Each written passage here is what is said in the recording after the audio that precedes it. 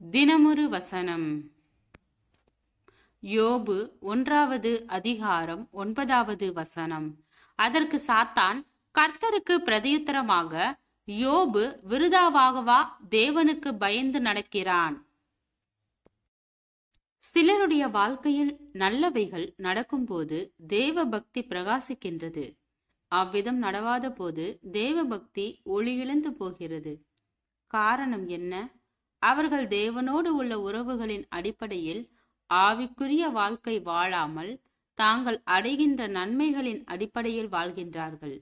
சோதனைகளை சகித்து கொண்டால் இரட்டிப்பான ஆசீர்வாதங்கள் வரும் என்ற படிப்பினையை மட்டும் யோபுவின் சரித்திரத்தின் மூலம் நாம் அதிகமாக கற்றுள்ளோம். ஆனால் யோபுவின் சரித்திரத்தின் மூலம் நாம் பெறுகின்ற முக்கியமான படிப்பினை என்ன? யோபுவின் தேவ பக்தியும் உத்தமமும். கர்த்தரிடமிருந்து பெற்ற நன்மைகளையோ ஆசீர்வாதங்களையோ சார்ந்து நிற்கவில்லை.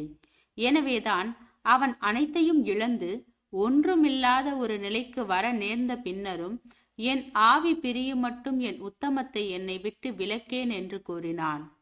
கர்த்தர் செய்த நன்மைகளுக்காகவே யோபு பக்தியும் உத்தமமாய் இருக்கின்றான் என்பதே சாத்தானுடைய வாதமாய் இருந்தது. ஆனால் யோபு அது தன்னுடைய விஷயத்தில் உண்மையல்ல என்று நிரூபித்தான். அவனுக்கு உண்மையாகவே எந்த எதிர்பார்ப்பும் இல்லாத ஒரு சுத்த பக்தியும் அன்பும் தேவன் மேல் இருந்தது என்பதை சோதனைகளின் பாதையில் நிரூபித்தான். இதன் மூலம் கர்த்தர் நமக்கு தரும் போதனை என்ன? நம்முடைய அன்பும் பக்தியும் உத்தமமான வாழ்க்கையும் தேவன் அருளும் ஆசீர்வாதங்களுக்காக இராமல் அவருக்காகவே இருக்க வேண்டும். தேவன் தம்மை உத்தமமாக தொழுது கொள்ளுகிறவர்களுக்காக நன்மைகளை அபரிவிதமாக அளிக்கின்றார் என்பது உண்மை. ஆனாலும் தம்முடைய நன்மைகளை பெறுவதை நோக்கமாக கொண்டு காண்பிக்கப்படும் பக்தியையும் பரவசத்தையும் பரிசுத்தத்தையும் அவர் அங்கீகரிப்பதில்லை.